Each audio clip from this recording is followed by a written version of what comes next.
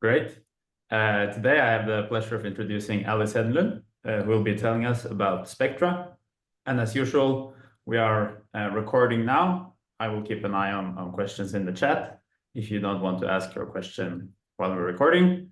And of course, you can also ask questions afterwards when we've finished the recording. So with that, take it away, Alice. Yes, so thank you first for the organizers for organizing this. And thank you for giving me the opportunity to talk about this. So today I'm gonna discuss spectra, yeah, let me just get into it. This is the outline for my talk today. So I've divided this up into four different topics. So first I wanted to discuss this topic that maybe I'll call homotopical algebra. This is very close to what Lurie calls maybe higher algebra in his book, Higher Algebra. So this is about like essentially, so infinity categories, right? We usually talk about infinity categories as doing somehow category theory in like instead of working with sets, we're working with these homotopy types, right? And then, you know, what you want to do after you work with sets, you want to look at something a little bit more complicated, maybe abelian groups. You want to do some sort of algebra, and that's sort of what I mean by homotopical algebra. I'll get into this later. And the abelian groups of homotopical algebra are these objects that are called spectra. And there's very many different ways, or maybe, I mean, there's a couple of ways to motivate spectra. And I think in this talk, I'll take the perspective that spectra are related to generalized cohomology theories. They're the representing objects for generalized cohomology theories. So I wanted to give like a brief overview of that entire story. And next, so these two first things are not gonna involve really any type of infinity categories. But in the third section, I want to return to these infinity categories that we talked about last week and discuss stable infinity categories. So these are infinity categories which has a certain property. The infinity category of spectra is an example of a stable infinity category. In fact, it's like the universal example of such a thing. And later I wanted to get into this topic of filtrations and coherent chain complexes, which was briefly touched on a little bit last week as well. And maybe I should say, I mean, this is the topic of spectra is very broad. There's a lot of things that I could say about this, but because of time, I won't have time to actually go through the details. Of course, I'll happily answer any questions that you might have during the talk or afterwards, but I think for ease of presentation, I'm gonna take a fairly like conceptual point of view. Okay, so let's start with the first topic, which is this topic of homotopical algebra. And I think the description that I like the best of the topic of homotopical algebra is this quote here by Quillen in his book called Homotopical Algebra. And this is the very first sentence, and he writes that homotopical algebra is the generalization of homological algebra to arbitrary categories, which results by considering a simplicial object as being a generalization of a chain complex. So what is he actually talking about here? I like to use this picture to sort of maybe give a visual illustration of what's going on. So often we have some sort of object, right? And I think most people in here, they're typically interested in spaces, right? And now I mean like spaces as, you know, topologists or geometers usually think about spaces. Just spaces as you normally think about them. So when it comes to spaces, we usually want to classify spaces, right? We want to be able to tell them apart. So what we usually do is we typically associate some sort of algebraic data to that. And typically it's some sort of chain complex, right? So I'm being intentionally vague with what spaces are here. Could be like a very broad class. So if you, for example, are thinking about manifolds, what do? Well, you typically have some sort of Morse function on it, and then you associate some chain complex to that, the Morse chain complex, and you take the homology of that chain complex, and you get what is known as Morse homology, right? Could also be that, okay, space could be something like a cellular complex or something like that, and then to that you can associate some sort of chain complex, and then you get cellular homology, right? But what Quillen is saying when he's saying that, like, okay, you can consider a simplicial object as being a generalization of a chain complex, is essentially saying that in many of these situations, instead of associating a chain complex to your space, you can associate something that contains more of the data, like some sort of simplicial object, right? If I just have an ordinary, CW complex, I can look at the singular complex of that. That's a simplicial object, right? That we saw in the last week. And this generalization that he's talking about is this correspondence that goes from chain complexes, so goes between chain complexes and simplicial objects, which is known as the Dole-Kohn correspondence. Of course, if you know something about the Dole-Kohn correspondence, you know that like the equivalence is not between chain complexes and simplicial objects. It's a little bit more complicated than that. But you can think of it as like you have some sort of correspondence between chain complex and simplicial objects.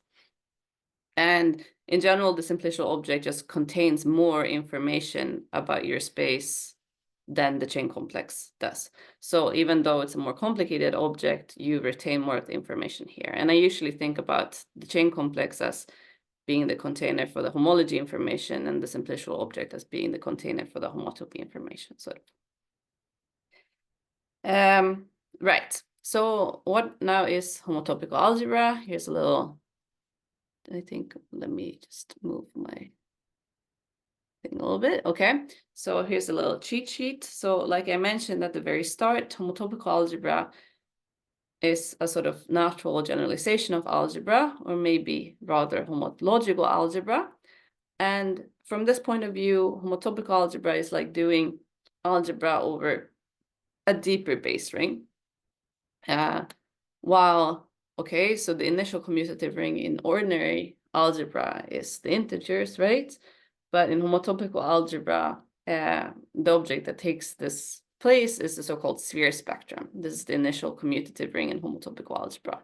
And this is indeed a deeper base ring in the sense that, in homotopical algebra, I really have a map of commutative ring objects from the sphere spectrum to the integers. And here's my little cheat sheet. So where you have notions of algebra on this side, and then we're discussing what they're corresponding to on the homotopical algebra side. So in algebra, you have this notion of sets, right? Everything is built out of sets. In homotopical algebra, you typically hold these object spaces. And here's a warning. They're not spaces, and though like when a homotopy theorist says space, they typically don't mean the same thing as when a geometry says space. So maybe a better name for this is something like a homotopy type. Last week we saw also Kohn complexes, so these simplicial objects that had horn fillers for every horn, not just the inner horns. And indeed, these are like the infinity groupoids. So they really are the groupoids in the sense that the Kohn complexes are categories that essentially have all inverses. So everything is invertible. Another word nowadays is maybe like the word anima. This is used with a condensed math crowd. Yeah, I don't want to encourage anyone to use the word anima. I just wanted to put it out there and say that this is a word that people use. Yes. I'm not sure if it's only me, but it's only the slide about the cheat sheet without content. Yeah, I also can't see anything. Maybe try to restart the screen sharing. Okay. I maybe Good. like this. Does it work? Yes.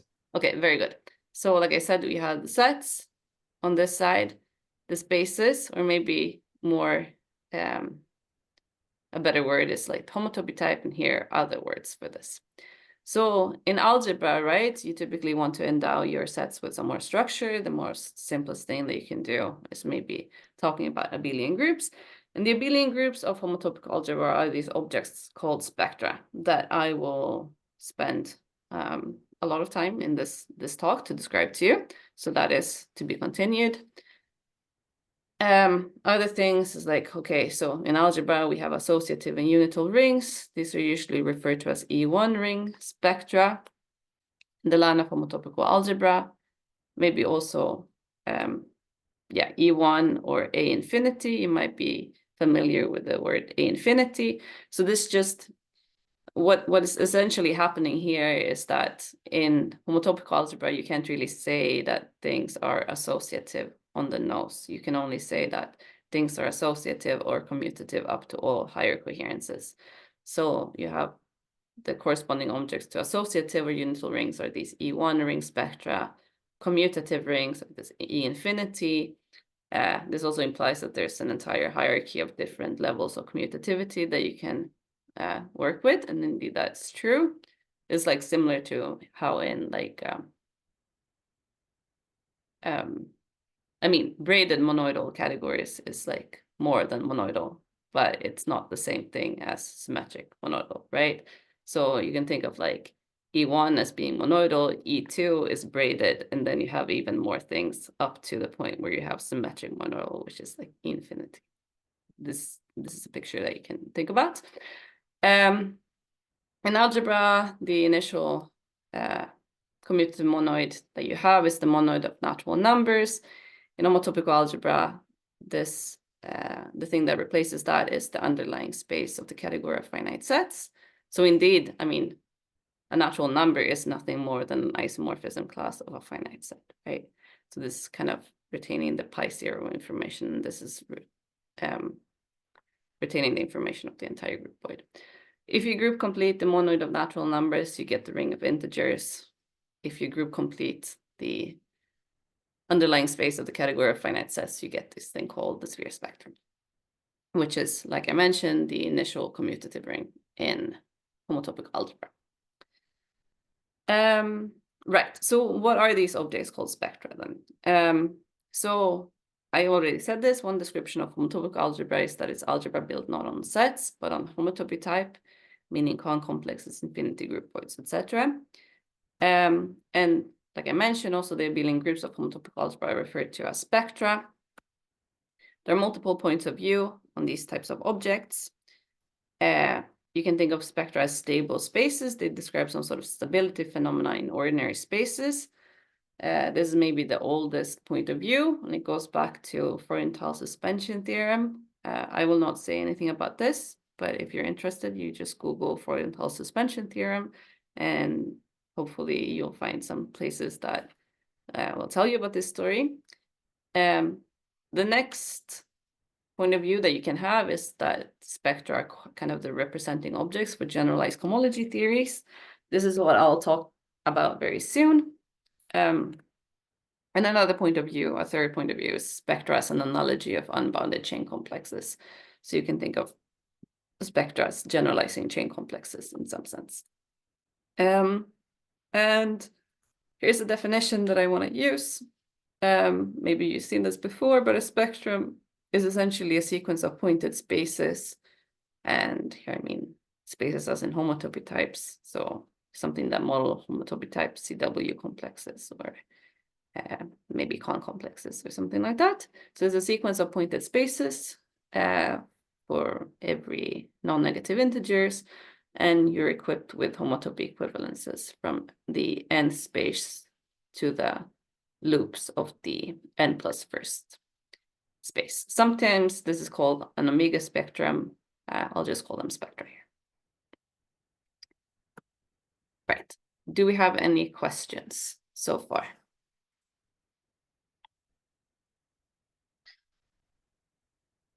Okay, so spectra and generalized cohomology theories. So first, let us all remember what a generalized cohomology theory is. So briefly, we can think of a generalized cohomology theory as being a sequence of functors. And here, this thing here denotes the homotopy category of pointed connected CW complexes. There's other ways that you can build this category, but maybe to be explicit, let's say that we think about these objects as pointed connected CW complexes. You have a map from this category into the category of abelian groups. You're also given natural isomorphisms between the suspension, so between the functor Hn and the composition of the functor, the suspension functor and the functor Hn plus 1, and we want these functors to satisfy exactness and additivity. So then Brown's representability theorem guarantees that we have pointed CW complexes En, let's say, that represent these functors. So that means that if I want to compute the value of one functor on, so let's say Hn, on some pointed connected CW complex, then that is precisely homotopy classes of maps between X and the space En. So now I'm using like exactness and additivity to make this work out. So if I use these suspension isomorphisms and the suspension loop adjunction, then I have these bijections here. So first of all, I'm using the natural isomorphism here to guarantee that I have an isomorphism like this. So between the X to En is the same as homotopy classes of maps from the suspension of X into En plus 1. And then I'm using the suspension loop adjunctions to say that this is just the same as homotopy classes of maps from X into the loops of En plus 1. Okay, but now by fully faithfulness of the Yoneda embedding, that must mean that I have a homotopy equivalence from the space En to the loops of En plus 1. So you have these homotopy equivalences. And now we note that, well, all of these spaces then naturally assemble into a spectrum.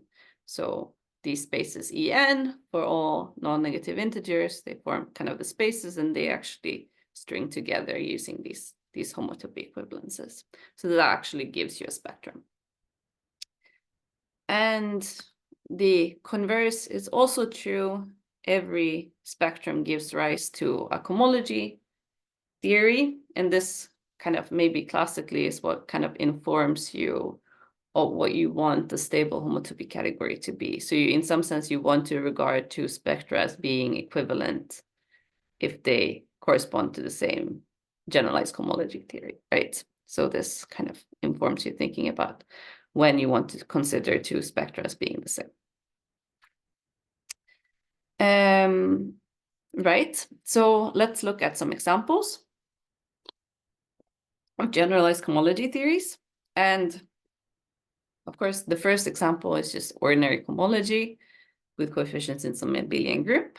And by the thing that I did on the previous slides, that gives me a corresponding spectrum. This is usually called the Eilenberg-MacLane spectrum and is denoted HA. Maybe nowadays it's also common to just write A and drop the H, but classically we usually denote it HA. Right, so if you've seen various flavors of topological K-theory before, then you know maybe that these are also examples of generalized cohomology theories. So complex topological K-theory gives rise to a spectrum, which is usually called KU. Real topological K-theory gives rise to a spectrum, which is usually denoted KO. Various flavors of Bordism theories are also examples of generalized cohomology theories, and we will look at these things maybe a bit closer next time. So for example, complex cobordism gives rise to the spectrum MU, unoriented cobordism MO, oriented cobordism MSO. And in fact, the sphere spectrum, this initial commutative ring, is also an example of this, and it corresponds to frame cobordism by this Pontryagin-Thom isomorphism. I will not say anything more about that, but it is an important part in this whole Floer homotopy theory business. And I think we're going to learn more about this next week, the Pontryagin-Thom isomorphism. Right, so I think that's what I wanted to say about spectra. Do we have any questions so far?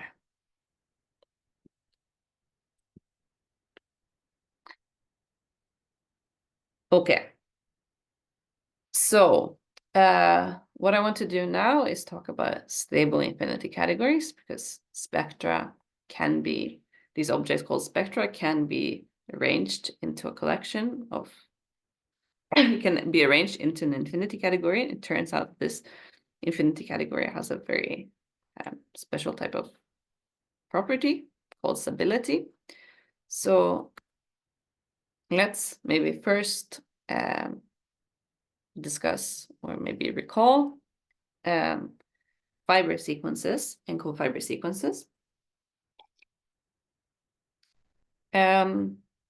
Right, so first I wanted to discuss pointed infinity categories. I know we already used the word pointed in the previous talk, but maybe it's good to have a precise definition of what this means.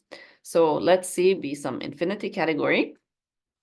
Then a zero object is an object which is both initial and final, or maybe terminal is another terminology used. So this means that for any other object, so initial means that if I have some object in my infinity category, then I always have some initial object that maps to X. And this map is kind of unique in the higher categorical sense. And final just means that I have a terminal object in my category. So for any other object, I can always find a map that maps into this terminal object. So zero object is something that has both this initial and terminal property. So, and we will say that an infinity category is pointed if it has such a zero object. And if it has a zero object, then that zero object is essentially unique. So let now C be such a pointed infinity category. Then a diagram on this form is usually called a triangle. And here we're really using the fact that the zero object star is, I should also maybe mention that it's maybe more common to denote the zero object by the letters or the number 0, but for reasons in my presentation for like filtrations and coherent chain complexes, perhaps not the best thing to do to use the number 0 to denote a zero object. So I just denoted it by this point here. So a diagram on this form is called a triangle. And so here I'm really using the initial and final and terminal property of the zero object, right? So from X, since this is terminal, I always have a map from X into this terminal object. And it's also initial, so I always have a map from this object into any other object set. Okay, so such a square here is called a triangle. And we say that the triangle is a fiber sequence if this diagram above is a pullback. So that means that X is now the limit of this cospan, I guess. This, and in that case, we say that X is the fiber of that map G here. And dually, we say that the triangle is a co-fiber sequence if the diagram above is a push-out. So if Z is the co-limit of this span here, and in that case, we write Z is the co-fiber of this map F. So that's what I mean by a triangle.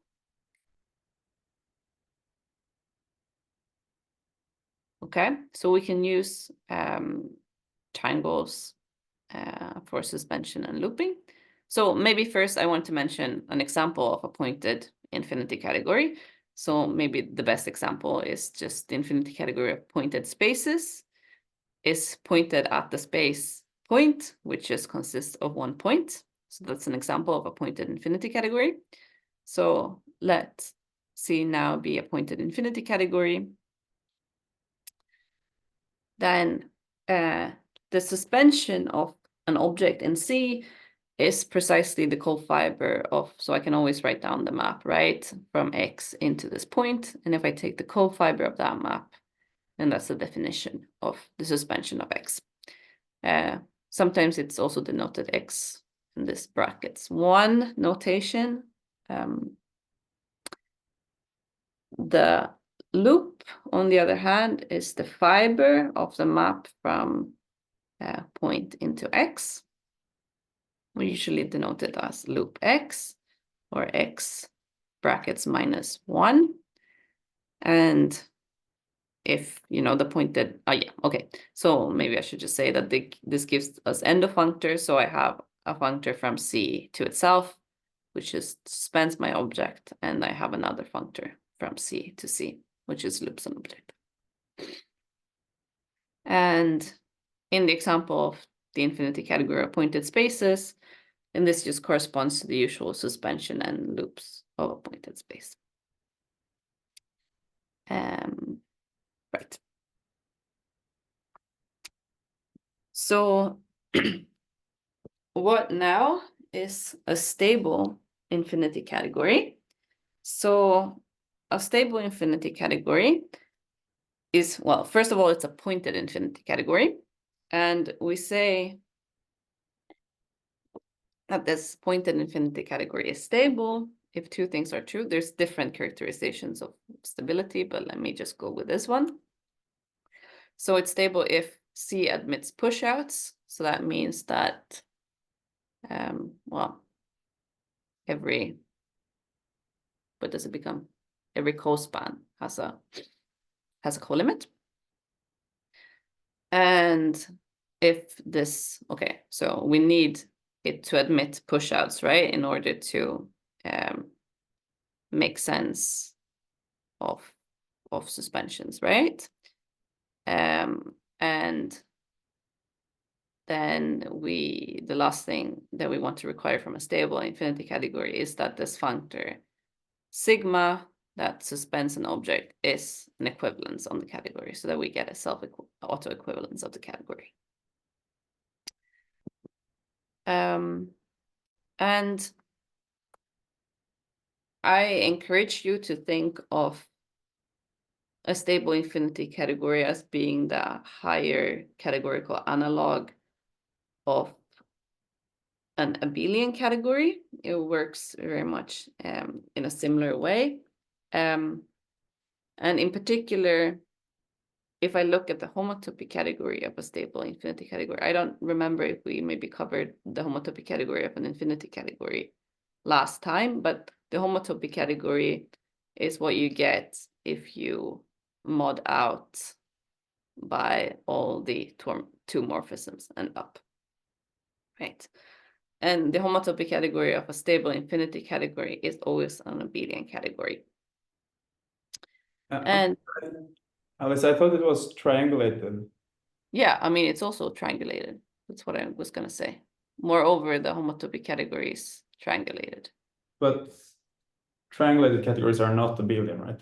They're additive, but not abelian. Did I get this wrong? Maybe I'm also misremembering my homework. Yeah. Right. I thought that like homotopy categories were always like Grothendieck abelian, and in addition, they're also maybe let me look this up later. Maybe. Sounds good. Yeah. So like Trygve said, also homotopy category of a stable infinity category is triangulated.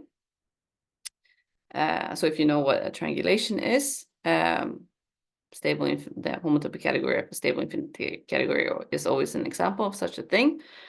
And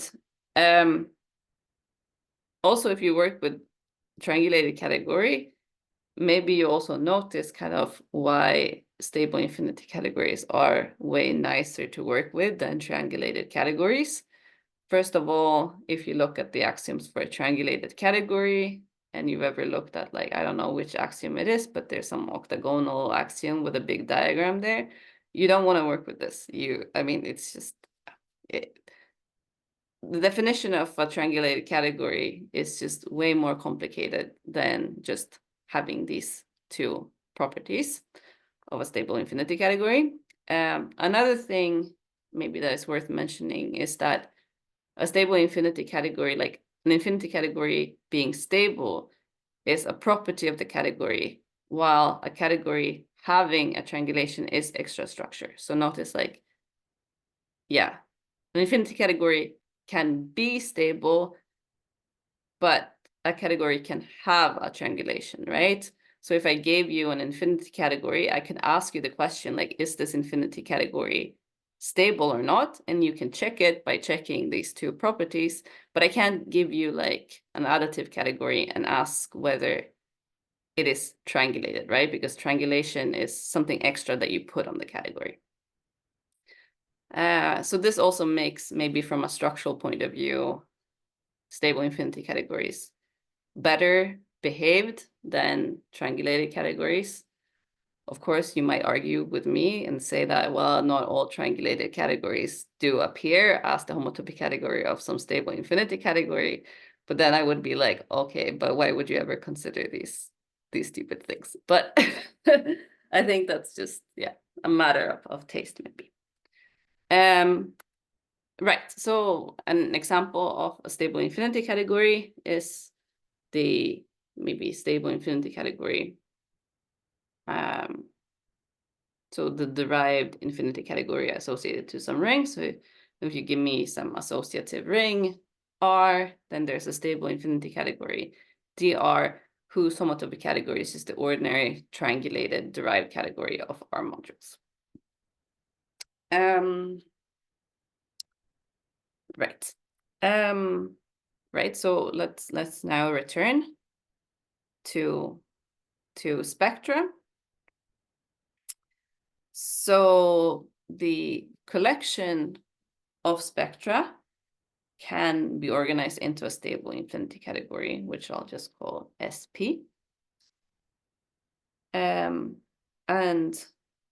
internally to the language of infinity category, you can essentially construct this from the infinity category of pointed spaces by this definition here.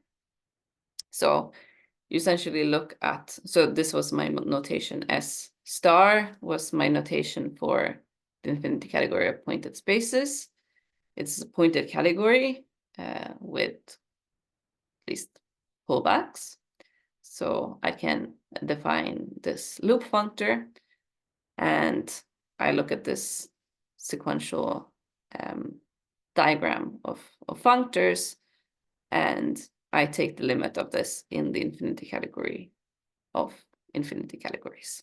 And then I can just make that my definition into the category of the infinity category of spectrum. And in fact, this infinity category has this property. It is stable, it emits pushouts, and this functor is an equivalence. And there's also a symmetric monodal structure on this category. And the tensor product is sometimes referred to as the smash product. And the unit is the so-called sphere spectrum. I should mention maybe that there was a lot of work in the 90s to establish symmetric monodal structures, or symmetric monodal, maybe models of spectra that are symmetric monodal.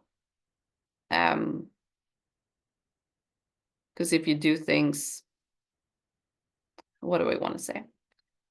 I want to say that, okay, so classically, I mean, from the whole story of Brown's representability, when we saw that spectra are the representing objects for cohomology theories, we get informed of like what we want the stable homotopy category to be. So we want to regard two spectra as being equivalent if they give rise to, if they correspond to the same cohomology theory, right?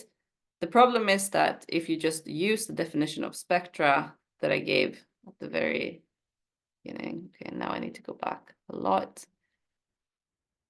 If I just look at this definition here, then by itself, it doesn't really provide you with a symmetric monodal category. So there was a lot of work in the 90s to produce models of spectra that are symmetric monodal, which still had the same, with the appropriate model structures on it, that gave you kind of precisely the stable homotopy category. But you can also just do this nowadays in the language of infinity categories. And this indeed is this, you work a lot, but you prove that the infinity category, the stable infinity category of spectra is a symmetric monodal category, infinity category. And so it has a tensor product and you have the unit, and the unit is the sphere spectrum. So this initial commutative ring. Also, okay, so spectra is not just an example of a stable infinity category. You can view it essentially as the universal example of a stable infinity category, in the sense that all other stable infinity categories can be kind of enriched, can be viewed as being enriched over the infinity category of spectra. So this is like similar to, I said that, okay, so stability or like stable infinity categories should correspond. Okay, maybe let me say this first. So being enriched over the category of spectra just means that between two objects in a stable infinity category, I actually have a mapping spectrum of maps between those. So remember, in the previous talk last week, we discussed infinity categories, and there was one exercise where we were supposed to show that that I had a simplicial set between two objects, maps. Yeah, so I had a simplicial set of maps between two objects in an infinity category. And in fact, the simplicial object is a concomplex. So I actually have kind of like a space of maps between two objects. If my infinity category, moreover, is stable, not only do I have a space of maps, I actually have a spectrum of maps between two objects in a stable infinity category. And you should think about this in relation to maybe what I said about stable infinity categories being generalizations of abelian categories. So in abelian categories, okay, the most fundamental example of an abelian category is the category of abelian groups, right? And all other abelian categories are enriched in abelian groups, in the sense that I actually have an abelian group of morphisms between two objects in an abelian category. So it really is like the fundamental example, and any other abelian category can be viewed as enriched over a category of abelian groups. So it's a similar situation here for spectra. Any other stable infinity category is sort of enriched over spectra. Right.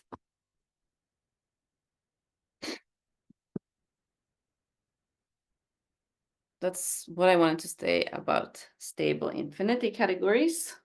Do we have any questions so far?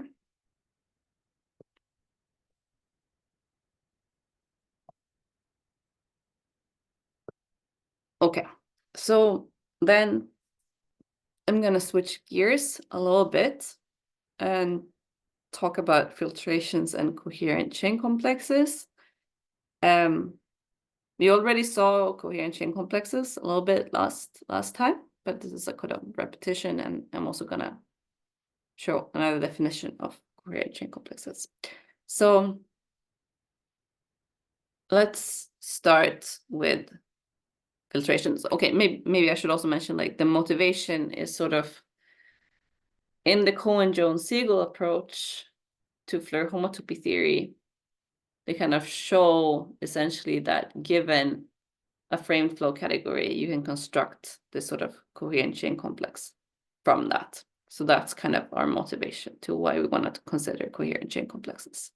And coherent chain complexes and filtrations are very much connected to one another. So what now is a filtration? So I will maybe specifically focus on filtrations of spectra and coherent chain complexes in spectra, although you can, of course, make this definition in any, maybe, let's say, stable infinity category, or other generalizations as well. So to define filtrations, I'm going to start by letting Z be the integers. And I want to view this as a category by its natural poset structure, where I have a map from M to N. So the objects now in this category are integers, and I have a unique map from M to N precisely if M is less than or equal to N. Okay.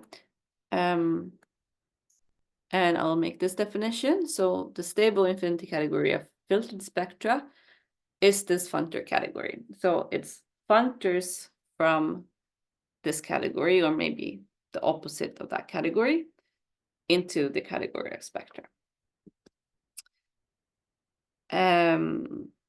Right. So here, maybe I'm being a little bit sloppy. This is the one category, right? So really, we want to regard that as an infinity category via this nerve construction that we saw in the previous talk. So there might be like an implicit N in front of the set up here that I've skipped, because what else could it be? It's in one category, and when I regard it as an infinity category, of course, I apply the nerve construction to it.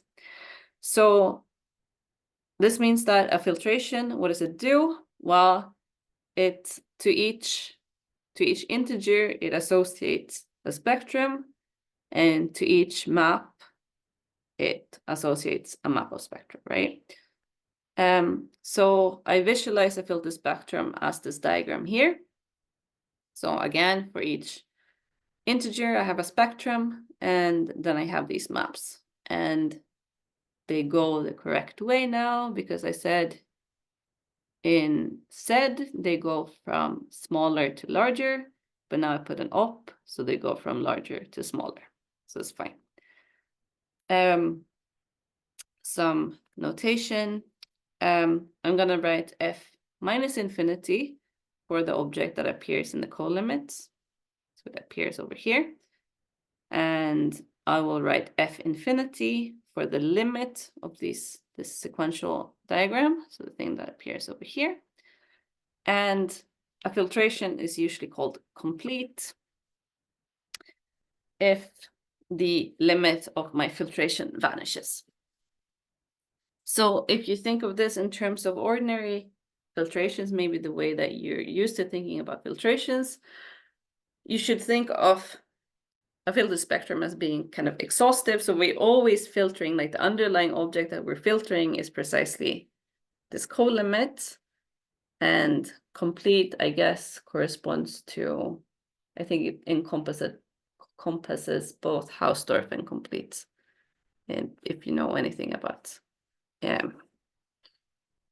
exhaustive Hausdorff complete filtrations in ordinary setting. I also use this notation here. I'll use this quotient notation for this cofiber. So here M needs to be larger than N for that to make sense.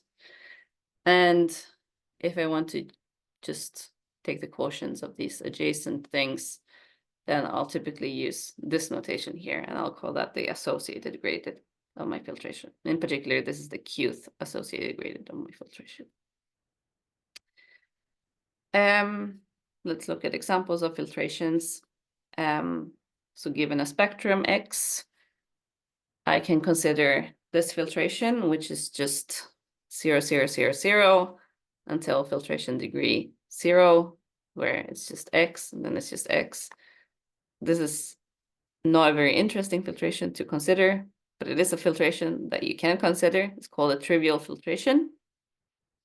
This is a complete filtration. I mean, I guess it's clear that since it's just 0 at some point here, the limit is also 0. Another common filtration that you can look at is this filtration here. It's called, so here, okay, so you really need to have access to T structures in order to make sense of this. But let me just say briefly in words, you should think of this thing here, this tau larger than or equal to n x. You can think of that as like a spectrum which has the same homotopy groups as the spectrum x, only that the homotopy groups in degrees less than n vanish. So this is sort of similar to if you have a chain complex, you can truncate your chain complex, right, in the smart way, and then you get a new chain complex which has the same homology as the original thing, only at some point it just becomes 0. So you can do a similar thing for spectra. You can put this into a filtration. This is usually called, I like to call this the Whitehead filtration.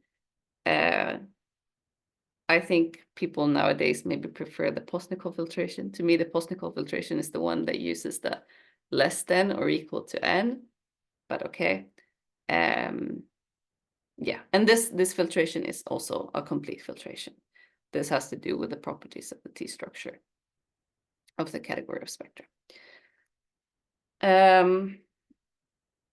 Right, so those are two maybe important filtrations to keep in mind.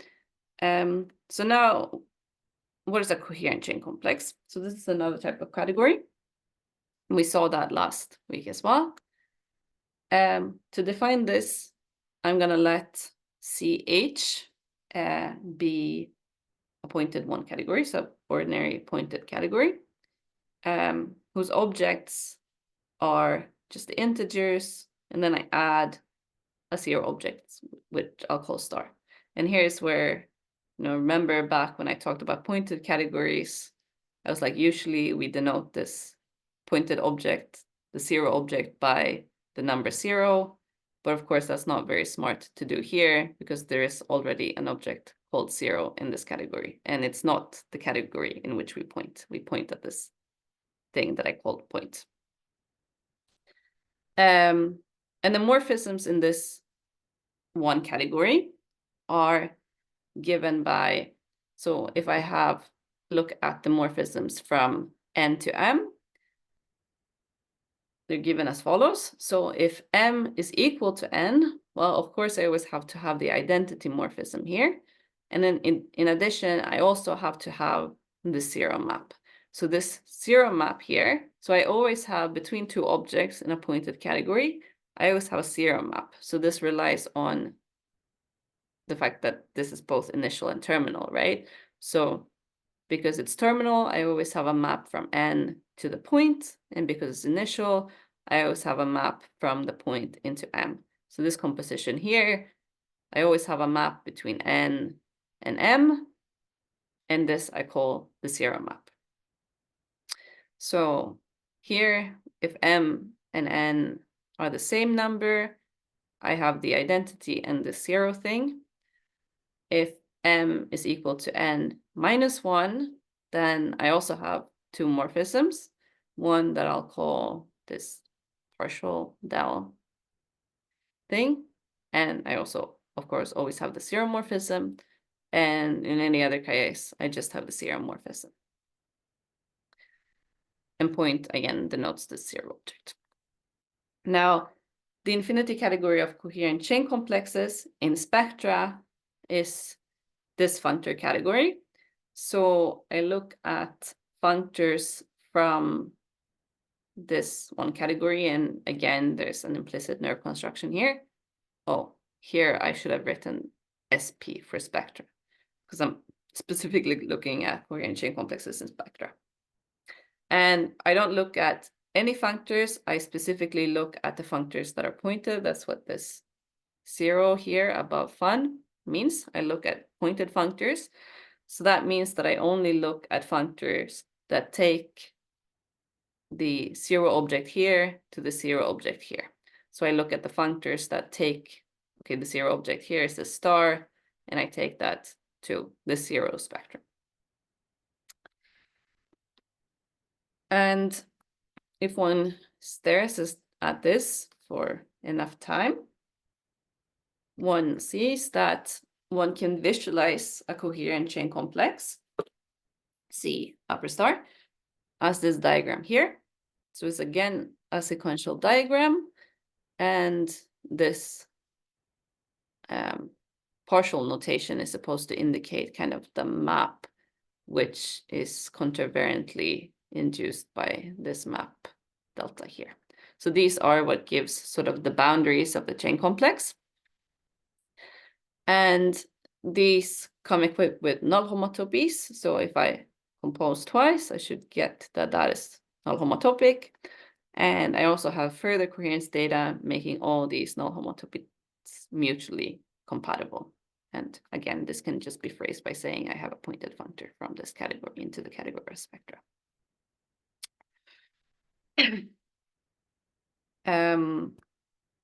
So here's an example. I have this coherent chain complex where S is just placed in cohomological degree n. There's not really a lot of higher coherence data that you need to check here in order to make sure that this is a coherent chain complex. I can consider a diagram on this form. So here I just mean that everything else is 0. So I just have sphere spectrum to 0 to sphere spectrum. And again, for this to specify a coherent chain complex, I need to make sure that I specify a null homotopy from this to this. This is kind of the composition of two of the boundaries. And null homotopies, such null homotopies are essentially given by maps from the suspension. Oh, maybe this was a bit stupid using this bracket 1 notation. This means just the suspension of the sphere spectrum into the sphere spectrum. And since, okay, so we're essentially looking at the pi 1 of the sphere spectrum here. Pi 1 of the sphere spectrum is well known to be Z mod 2. So there are essentially two such choices of null homotopies that I can put there. I can put the trivial one, and I can put the one that's kind of represented by the generator of pi 1 of the sphere spectrum, which may be usually denoted eta. So this, when I write it like this could essentially be any of two different coherent chain complexes. Let's look at maybe another example. So I'll consider a diagram on this form where I have four sphere spectrums in a row, and the maps are just 0. Then to make this into a coherent chain complex, I need to essentially specify these null homotopies, alpha and beta, in this diagram. I need to make sure that I have 0. So alpha is a null homotopy of this composition. And again, as in the previous example, there's essentially two choices for alpha and beta. If I think of alpha and beta as being separate, then there's essentially two choices, since pi 1 of the sphere spectrum is Z mod 2. But of course, I need to make sure that these null homotopies are compatible with one another. So I need to do this consistently so that alpha and beta are also compatible with one another.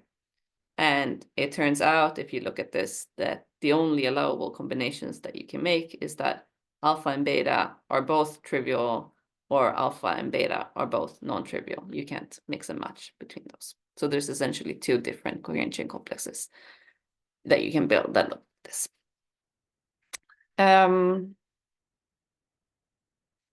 Right, so filtrations and coherent chain complexes, they are related.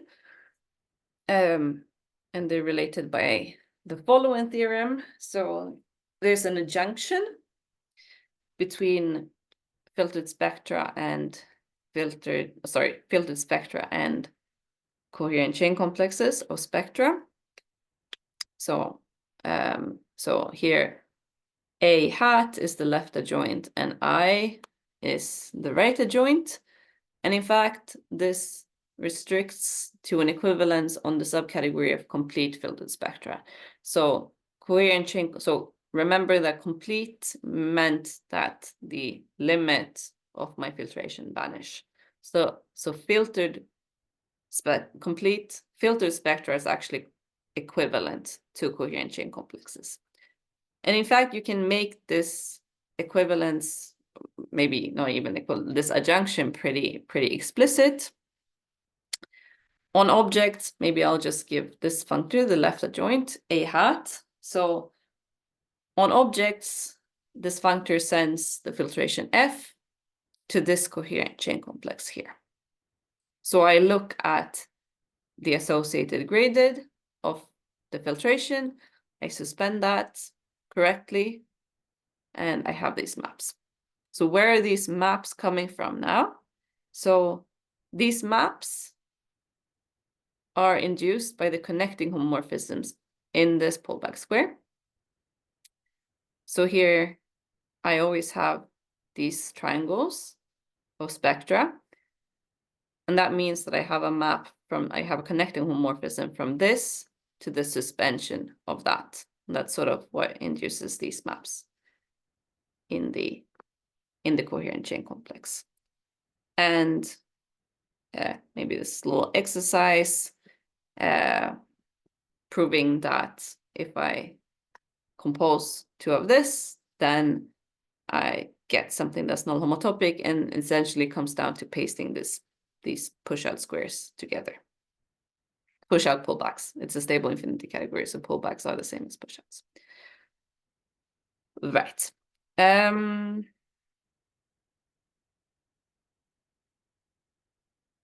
Do I want to say something about the proof?